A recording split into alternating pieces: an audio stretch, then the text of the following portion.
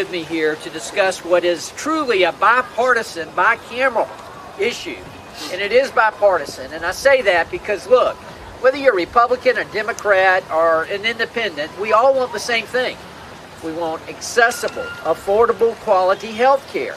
That's why we're here today. And we want to talk about how we can increase the affordability and the accessibility of health care. I'm Congressman Buddy Carter, and I have the honor and privilege of representing the 1st Congressional District of Georgia. By profession, I'm a pharmacist. This is one of the reasons that this issue is so important to me.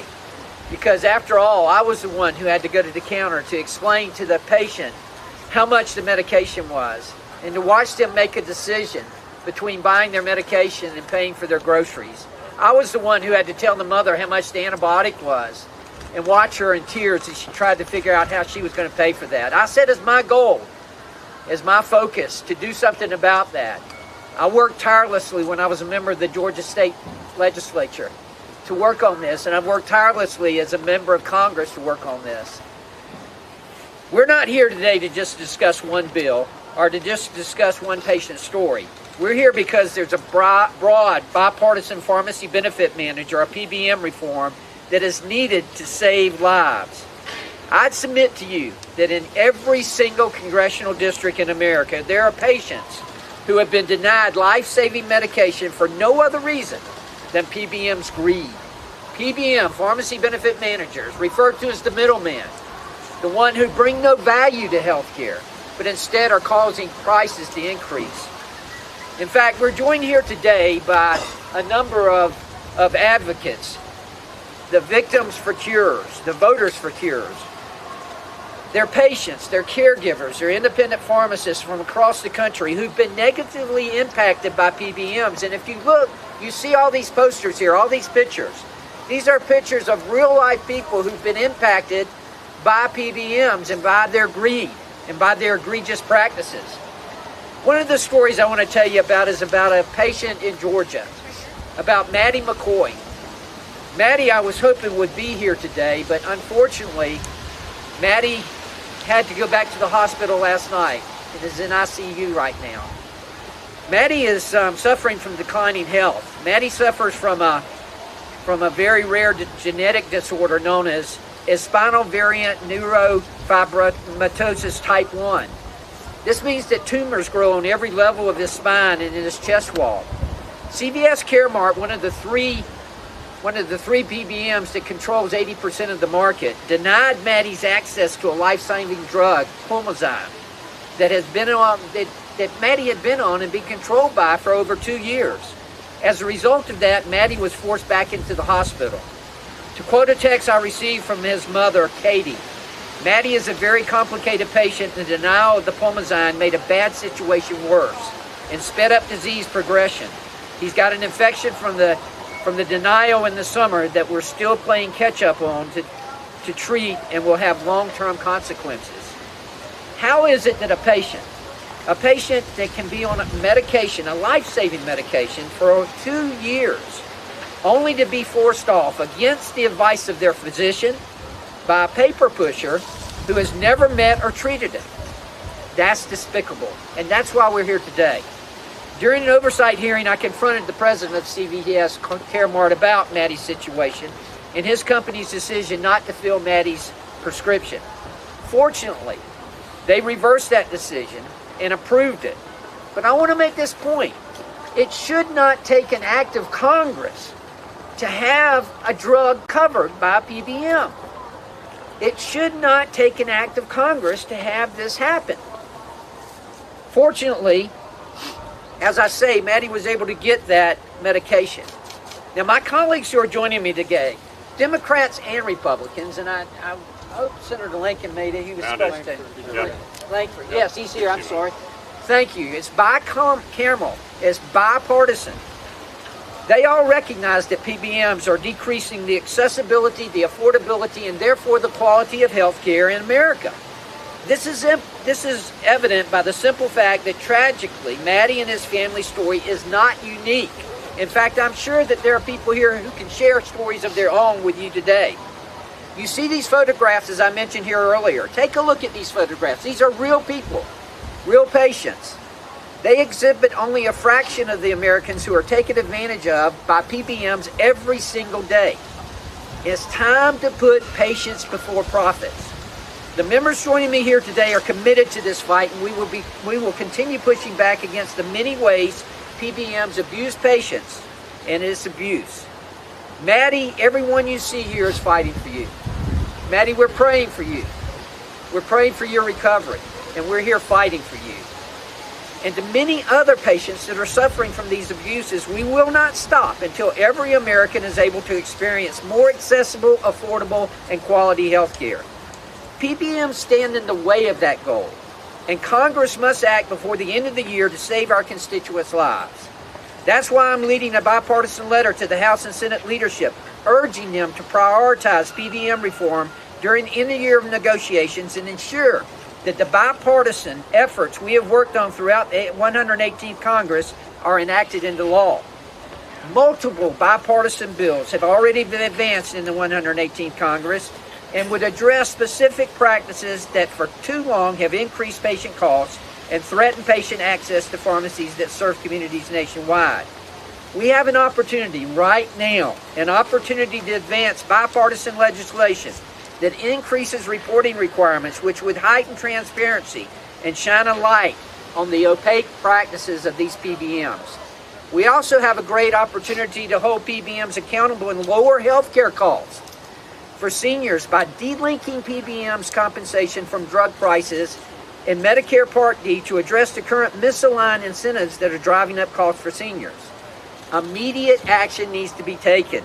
Americans deserve and expect protection from inflated prescription drug costs, from forced pharmacy closures, and from barriers to their pharmacy of choice that result from PBM tactics. I urge leadership to work with us to enact specific PBM reforms that address these concerns so that they're signed into law by the end of this year.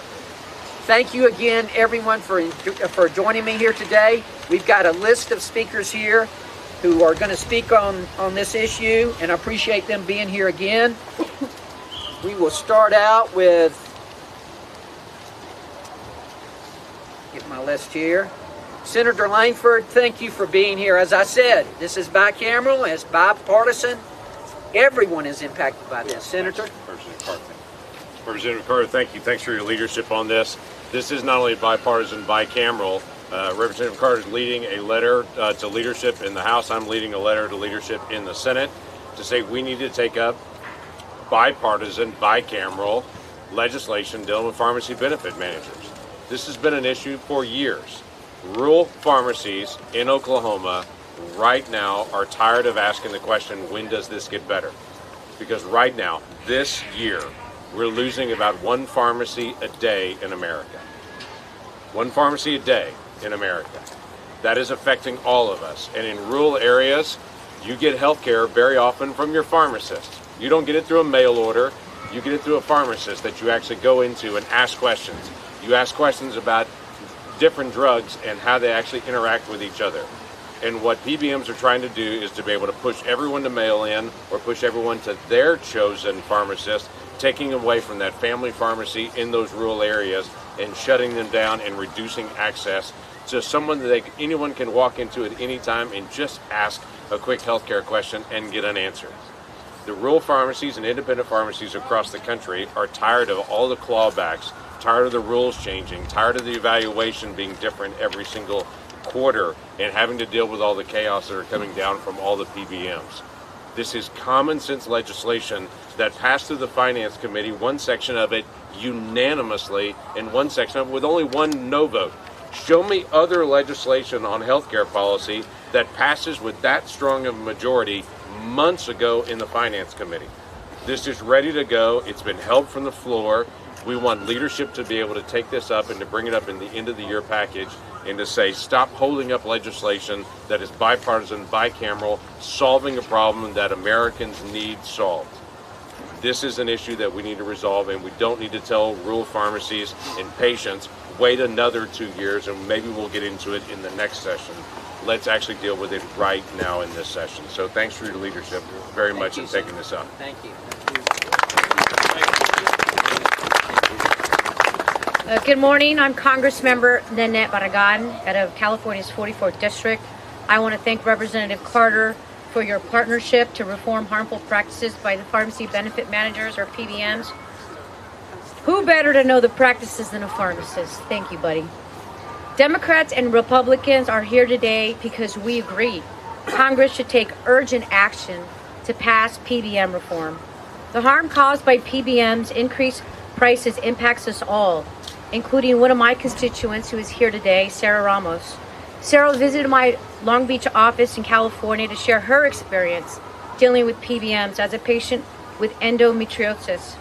Thank you, Sarah, and all the advocates for sharing your story to highlight why we need PBM reform. PBM's bad influence can determine a patient's ability to access and afford their prescription drugs. That's wrong. It's also why I joined Congresswoman Miller-Meeks to co-lead the Drug Act. This bill would ban harmful PBM practices in the commercial market. The need for reform is clear, and the time is now. Patients cannot wait. Let's put politics aside and get this done. Thank you.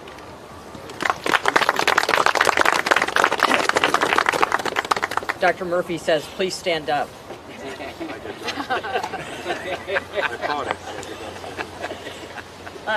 I represent the 1st District of Iowa, Southeast Iowa, and standing beside me is John Nicholson, who is the owner of Mahaska Pharmacy, one of our independent pharmacists. I passed my first PBM reform bill when I was a state senator in 2019 to address the opaque, non-transparent practices of PBMs. Currently, 97% of all prescription drugs in the United States flow through just 6 major PBMs. These entities are destroying independent pharmacies in Iowa, like Mahaska Pharmacy, and across the nation. Independent pharmacies serve as crucial lifelines for many of my constituents, many of whom live in extremely rural areas. This year alone, 25 independent pharmacies have closed in Iowa, and this has to stop. And it's not only the independent pharmacies, even our chain pharmacies are closing stores in rural areas. These non-transparent, opaque practices and the vertical integration, as a physician, that would be a violation of the anti-kickback statute or the Stark Law. But yet we have allowed this to continue, and it was only after an Energy and Commerce hearing with FTC this year that when I asked the question, what are we going to do about non-compliance of PBMs? They didn't answer, but the next day filed suit against the PBMs for their practices.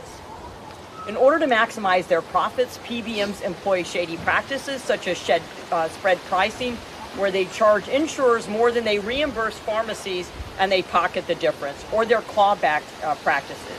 As a result, PBMs profit from fees that have increased more than 300%, while prescription drug prices have risen almost 40%, a rate far surpassing inflation. That's why I introduced the Drug Act.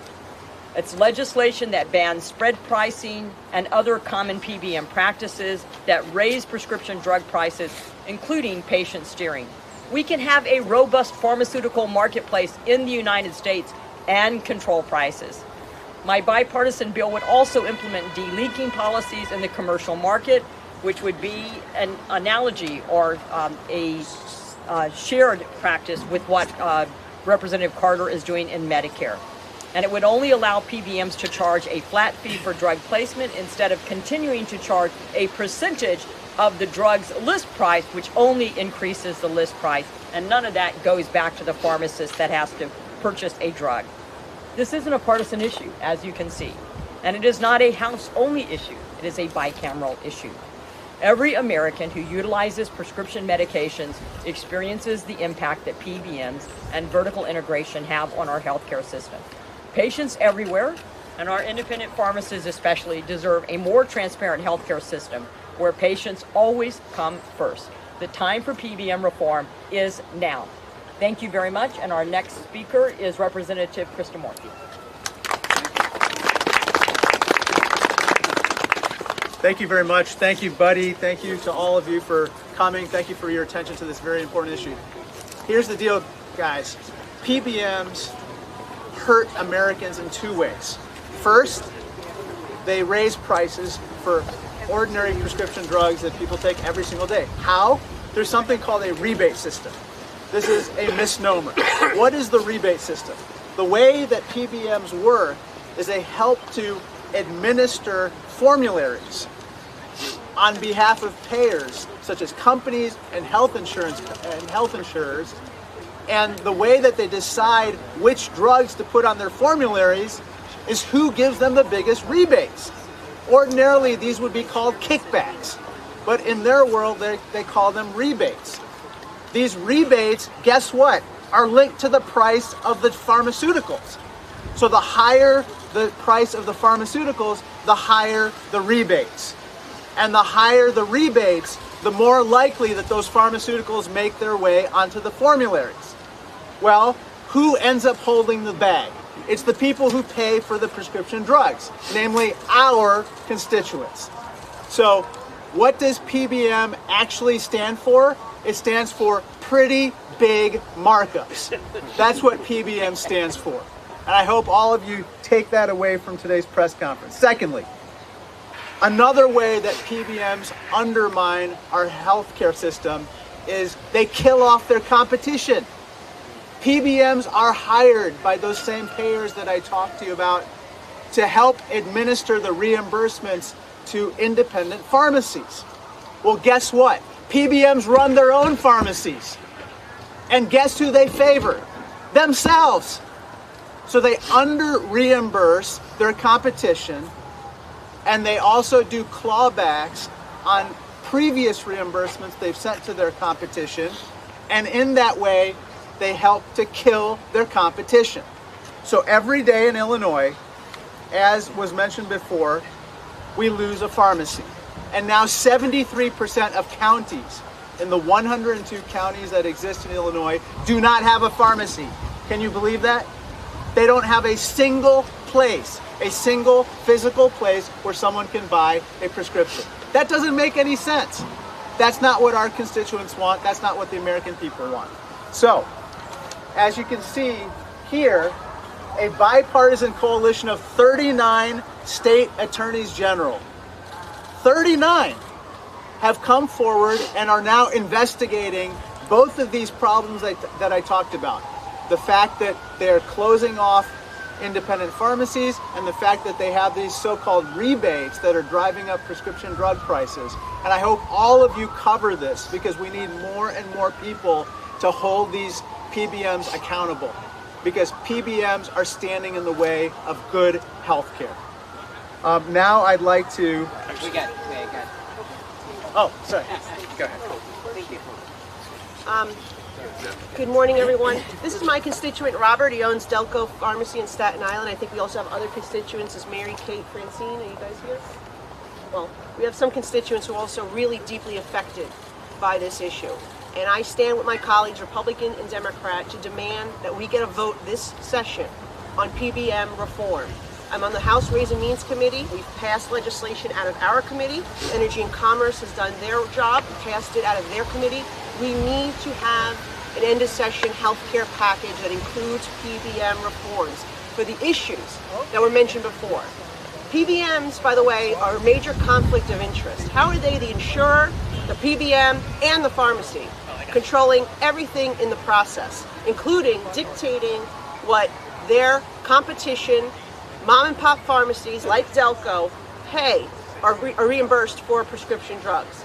That is unfair, it is wrong, and we have the opportunity to put an end to it now by shedding light, offering transparency, accountability, ending the abuse of the way they run the rebate programs, as well as ending the spread pricing. So I join my colleagues here today, and we hope that we have a vote in the next 2 weeks. Let's get this done. Let's protect our mom and pop pharmacies, but let's also, most importantly, protect the American patient, who is the one paying the price and getting ripped off in this entire scheme. Thank you.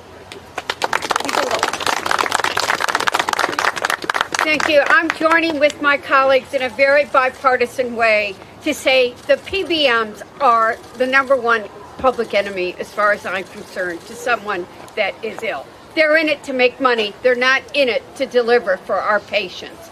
We're losing, yes, the small pharmacies in the rural areas, but we're losing them in too many communities, even in the suburbs. I go in and I talk to my small pharmacists and say, okay, what does the PBM tell you you can charge? What does it cost you? And how much do they make?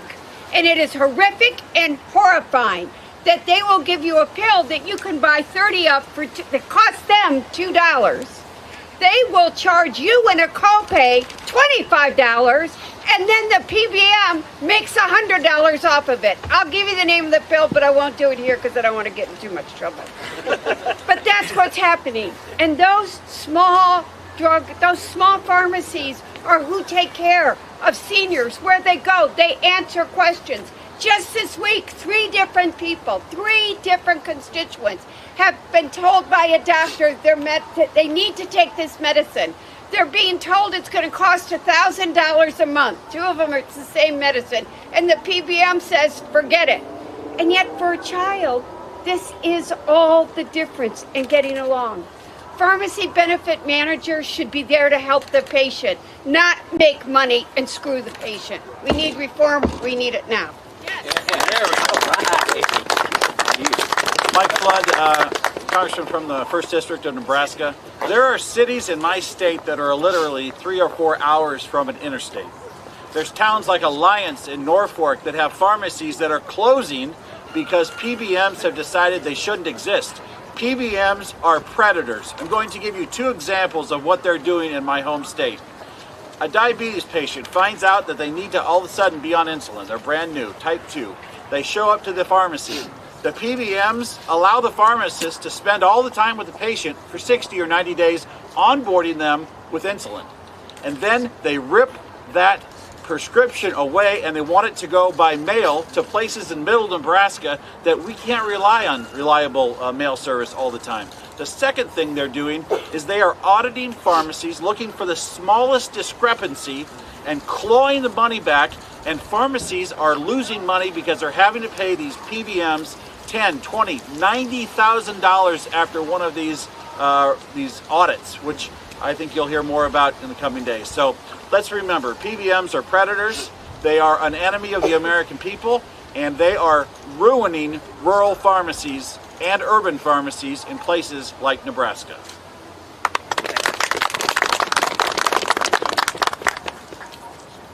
Good afternoon, Jake Auchincloss from Massachusetts. I want to start by thanking Representative Carter for his leadership and his ferocious advocacy on behalf of patients and pharmacists.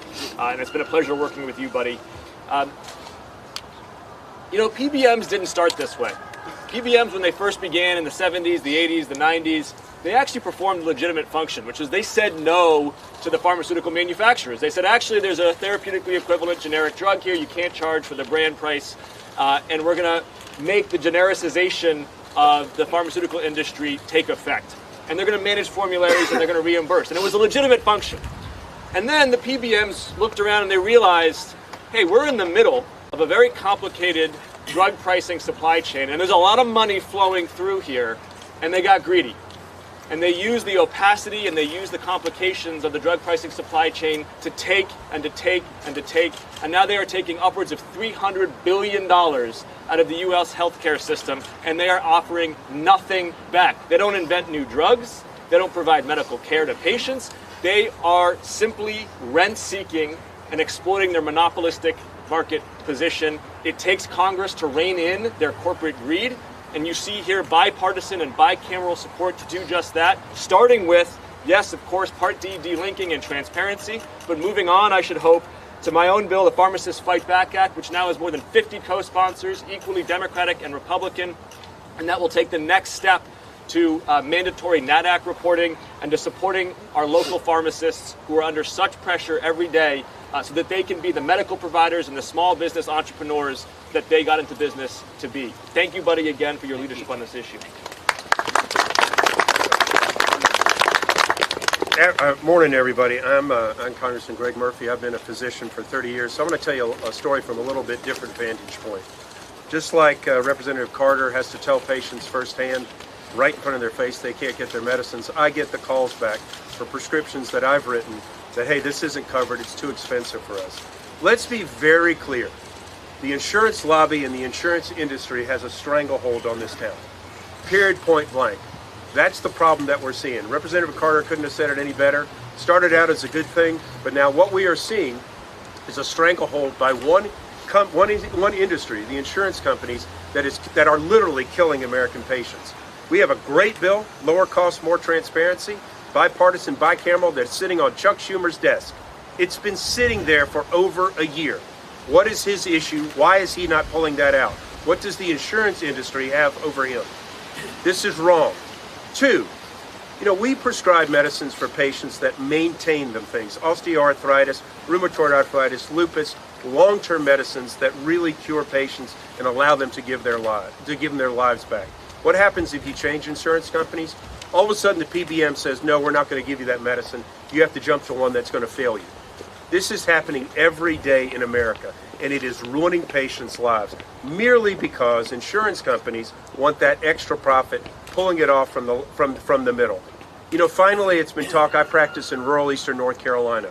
We are killing our local pharmacies, killing them because of extortion and greed by insurance companies through their PBM practices. Ladies and gentlemen, what you see here is a large bipartisan, bicameral support for pulling things back towards the middle, making sure the PBMs do the job that they're supposed to do and not extort money from not only pharmaceutical companies, but more importantly, patients. It is patients, period, that matter, not insurance companies.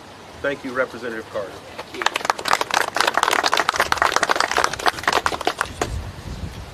Good morning, everyone. Thank you for being here. I'm Juan Ciscomani from the state of Arizona, where it's 60 degrees today. So,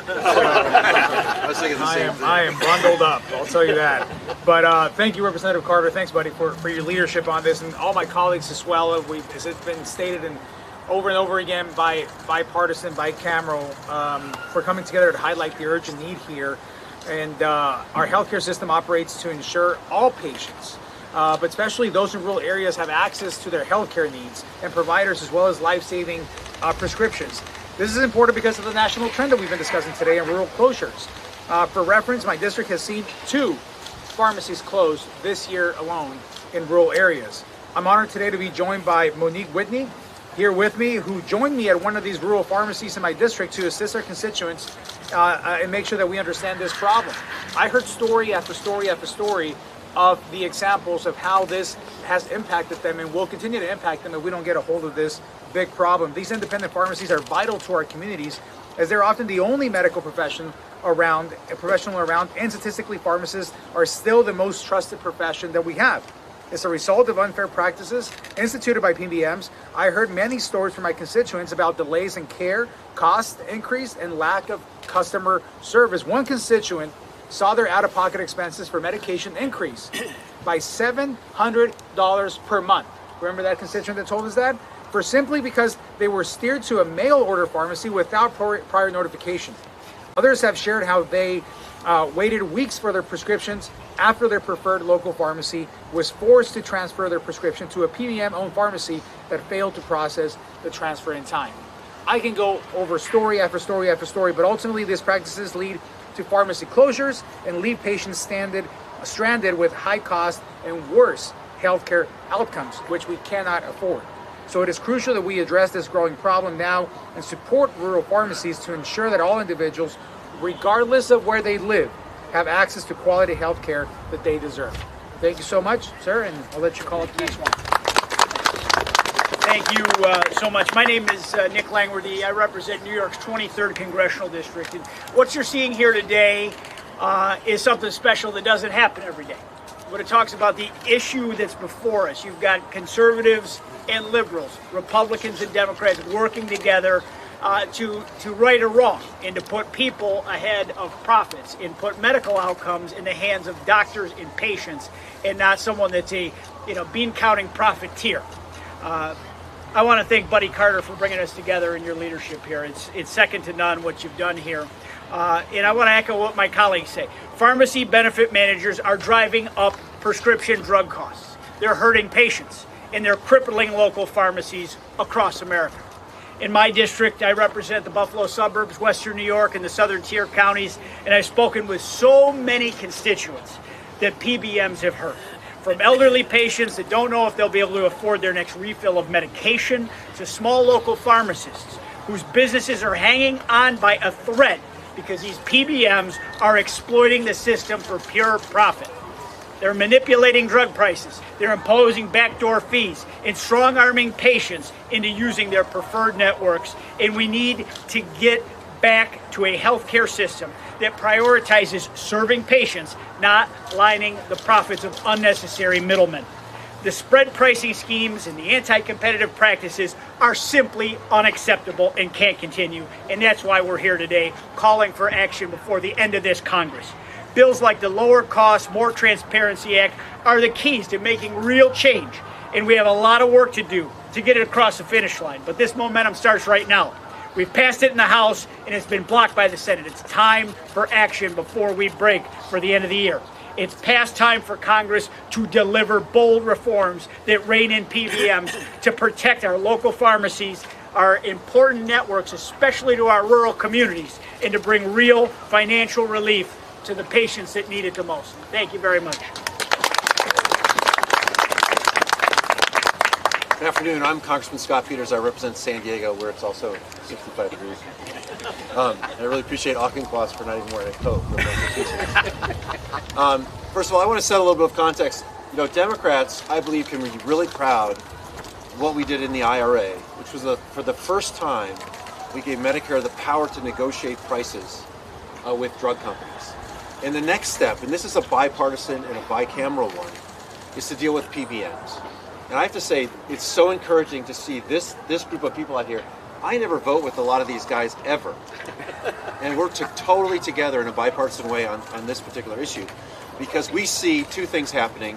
One is that this perverse incentives in this PBM system actually encourage the selection of higher priced drugs so that the rebates, the so-called rebates, can create more profits for insurance companies, not go to the patients.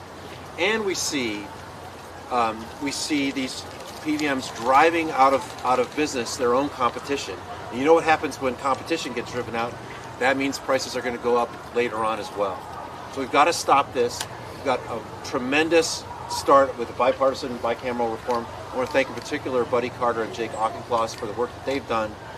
And I'm very optimistic we're going to get this done. This has to be done for patients. It's time to stop middlemen from putting profits ahead of patients. Let's do it now.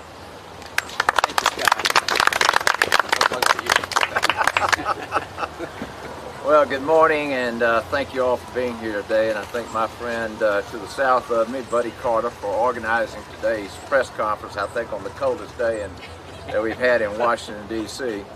But you can see we have a great group of bipartisan members and advocates behind me. PBM reform is a pressing issue, not only for my rural district in Georgia, but across the nation. I come from the small business world, and we have a war on small business in this country. Ensuring that my employees have access to affordable health care has always been a priority of mine. Let me tell you, the only way to reduce cost is competition.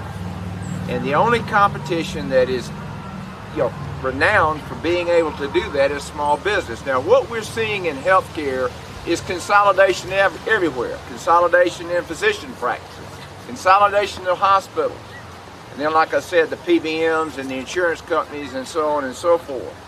We need to shine a light on this. Healthcare, they're not driving the price of healthcare down. We're seeing healthcare increase dramatically. This country spent $4 trillion, almost 20% of GDP, on healthcare last year. 1.6 trillion in tax dollars. Folks, we can do better than this. Unfortunately, this has become increasingly difficult in recent years, and a big part of it is the PBM's bad practices. I visit with my community pharmacists. They're just trying to pay the light bill out there, but still serving them. You know, my pharmacist, Earl Wright, has been with me 40 years. He goes to church with me. And, you know, I hear it. And I am very concerned because he's taken care of the people in my hometown of Augusta, Georgia, his entire life. This is a serious issue. It's only grown more difficult for patients, and I get those calls about the mail order stuff, and I say, listen, I want to do business with my local pharmacists, and I think every one of us are entitled to that. And I can tell you this, they can compete with anybody, just as I had to compete as a small business. They can compete, but let's make everything a level playing field. Let's shine a light on it. All of us are sick and tired of what we see, particularly in this government, particularly in healthcare, where we have no idea where the money's going. Nobody can tell us where all the money's going. And we know that a lot of folks who don't have anything to do with healthcare are benefiting from this. Doing this will provide desperately needed relief while also saving taxpayer resources, prohibiting spread pricing, and seeing that pharmacies are paid in a way that would cover their dispensing costs. I was honored to help craft this historic legislation as a member of the Energy and Commerce Committee, but more work certainly remains, and I am hopeful we can get PBM reform across the finish line this Congress. Senator Schumer, please understand the necessity of this. We can pass it out of the House. We need the Senate to take it up. I look forward to partnering with all my colleagues here today. Let's get the job done on behalf of the American people. That's what we were sent here to do. Thank you very much. Well, good afternoon, everybody. I'm Greg Landsman from the great state of Ohio. I want to thank Buddy Carter and all of my colleagues for their incredible work here. This is, in many ways, more of a bipartisan Congress than people appreciate. Most of the big things we've gotten done in this Congress have been bipartisan, and the PBM reform work is entirely bipartisan. Will make a huge difference in people's lives. Our bill is the PBM accountability bill that just requires PBMs to disclose the discounts so that seniors and others get the savings as opposed to shareholders. And it is as straightforward as all of the other pieces of legislation in this PBM reform package. And I encourage House and Senate leadership to allow us to vote on it. The votes are there for every single one of these bipartisan pieces of legislation, and obviously the need is too. Thank you. Thank you. Folks, the PBMs have left us out in the cold for too long. It's time for reform. Reform is here. It's needed now more than ever. And the reason it's needed is because of these people that you see here, and the people that you don't see, that are suffering from the abuses of the PBMs. We need to put patients above profits. Congress must act on PBM reform to save lives and to restore hope for patients. I'll be glad to take a couple of questions if there are any. Yes, sir. So, you mentioned it's extremely bipartisan, very popular. Yes. What's the problem? The problem is right now that we have a bill that has been passed, the Lower Cost, More Transparency Act. It's been passed out of the Energy and Commerce Committee, out of Ways and Means, out of Education and Labor, passed the House. It's sitting on Chuck Schumer's desk right now. It needs to be passed out of the Senate. That's one of the solutions to it. Another solution is the Telehealth Modernization Act. The pay for that, we need telehealth. All of us understand that. Telehealth has become an integral part of our healthcare system. But the pay for that telehealth will de-link the compensation of the PBMs from the price of a drug and simply pay them a fee. That will save millions of dollars. Those are the types of reforms that are out there that can be acted on now. That's why we're calling on leadership, both in the House and in the Senate, during this next 3 weeks that we're going to be in session, in lame duck session, to bring these bills to the floor. Let us vote on it. And you see, it's got the support it needs. It's got the bicameral, the bipartisan support it needs. This will save patients' lives. That's why we need it now. Is the telehealth extension, is that your most likely option? That is one of the most likely, yes. That and the lower cost, more transparency. But the telehealth is extremely important. not only because of the pay for, but because we need telehealth extended, the flexibilities that were put in place during the pandemic that led to telehealth becoming an integral part of our healthcare system. That's why we need that as well. It sounds like both sides in terms of the end of year negotiating are still fairly far apart, not necessarily because of PBMs, but because of other issues like nursing home staffing mandate repeal and community health centers. Are you concerned that this could get caught up in other issues? Well, we want to make sure that it doesn't. And that's a problem that we have in Congress. Let's focus on this. We got an opportunity here to chip away at this. Look, you heard Rick Allen say how much we spend on health care in this country and what a percentage of our GDP it is. How do you eat an elephant? One bite at a time. That's the way you eat an elephant. And that's what we need to do. We need to make reform one bite at a time. Again, I want to thank all of you for being here today. I want to thank the patients, the caregivers, the people who came from so far away, the people who really have been impacted. Again, folks, this is bipartisan. All of us agree. We want accessible, affordable, quality health care. This is one of the ways that we can improve on all of those. You heard a lot mentioned today about pharmacies and independent pharmacies. 95% of all Americans live within 5 miles of a pharmacy. It's the most accessible healthcare profession in America. If they continue to close, accessibility suffers. We know about affordability and we know about quality. This is a way that we can achieve that. And I call on leadership once again, please bring up these reforms. Let's get them voted on. Let's get this done. Thank you again for being here.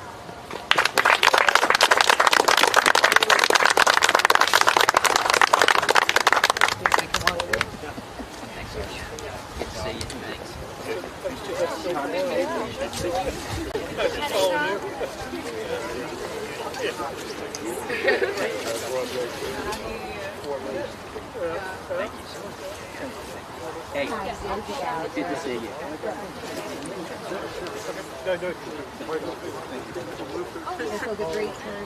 Yes, it was. It was good. Sorry it was so cold.